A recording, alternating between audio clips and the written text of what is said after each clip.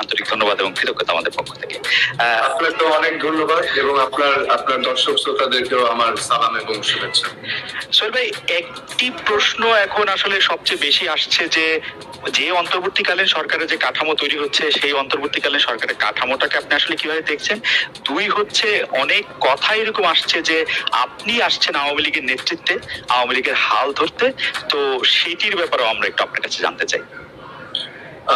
আসলে আপনি জানেন যে জুলাই যোগে একটি কোটা সংস্কার আন্দোলন শুরু হয়েছিল এবং যার ধারাবাহিকতায় এবং অনেক প্রাণহানির মধ্য দিয়ে সেই দাবিটা এক পর্যায়ে এক দফাতে পরিণত হয় এবং বৈষম্য বিরোধী ছাত্র আন্দোলন এই এই এই আন্দোলনটাকে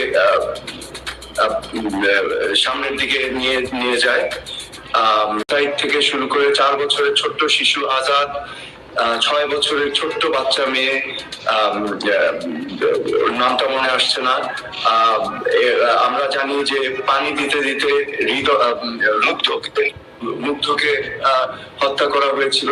এই সকল প্রাণ আমরা হারিয়েছি, শত শত তাজা প্রাণ আমরা হারিয়েছি। তো আমি তাদেরকে স্মরণ করছি এবং তাদেরকে শ্রদ্ধাভরে স্মরণ করছি এবং and I want justice for them এবং প্রত্যেকটা হত্যাকাণ্ডর যেন সুষ্ঠুভাবে নিরপেক্ষভাবে ইনভেস্টিগেশন হয় এবং প্রত্যেকটি হত্যাকাণ্ডের জন্য যারা দায়ী তাদেরকে চিহ্নিত করে আইনের আওতায় আনা হবে, সেটাই আমি এখন আকাঙ্ক্ষা করছি এবং that is also my demand.